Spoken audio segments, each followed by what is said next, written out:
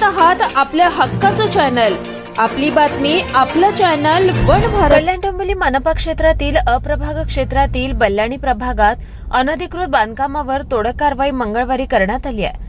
कल्याण डोंबिवली मनपा आयुक्त अभिनय गोयल यांच्या निर्देशानुसार अनधिकृत बांधकामांवर कारवाई करण्याचं सुरू असून अनधिकृत बांधकाम नियंत्रक उपायुक्त अवधूत तावडे यांच्या मार्गदर्शनाखाली अप्रभागाचे सहाय्यक आयुक्त प्रमोद पाटील यांनी तोडक कारवाईचा बडगा उगारत मंगळवारी बल्लाणी प्रभागात सुरू असलेल्या अनधिकृत 167 जोते भुईसपाट करण्यात आले। तसेच 3 अनधिकृत रूमचे पाडकाम कारवाई केली। या अनधिकृत बांधकाम तोडक कारवाईत 2 जेसीबी ठेकेदारांची 15 कामगार, पोलीस कर्मचारी, वरिष्ठ लिपिक आणि महापालिका कर्मचारी असा फौजफाटा होता।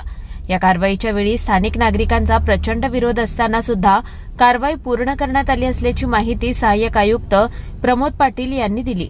प्रशासनाच्या अनधिकृत बांधकाम धडक तोडक कारवाईच्या बडग्यामुळे भूमाफिया, अनधिकृत बांधकाम करणाऱ्यांचे धाबे दणाणले असल्याचं चित्र या निमित्तानं होतं।